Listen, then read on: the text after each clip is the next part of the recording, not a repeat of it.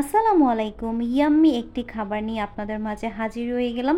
চলুন বারান্দায় বসে খাই আর আপনাদের সাথে শেয়ার করি খাবারটি কিভাবে বানালাম, যাতে আপনারা বাসায় বসে ইজিলি বানিয়ে খেতে পারেন। প্রথমে এখানে আমি পেঁয়াজ নিয়ে নিলাম, এরপর দিয়ে দিলাম আলু কুচি। আলু কুচির সাথে কাঁচামরিচ দিয়ে দিলাম।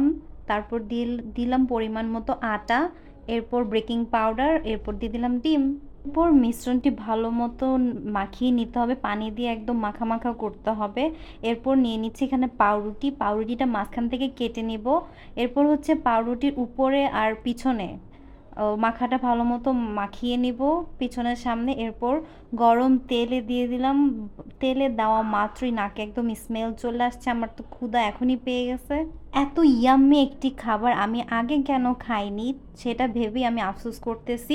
আপনারা আফসোস না করার আগে এখনই বানিয়ে খেয়ে ফেলুন। এত মজাদার একটি খাবার, না খেলে বিশ্বাস করতে পারবেন না যে এটা এত মজা। ভিডিওটি এই পর্যন্তই ছিল, দেখার জন্য অসংখ্য ধন্যবাদ। যদি ভালো লাগে লাইক কমেন্ট শেয়ার করে পাশেই থাকবেন।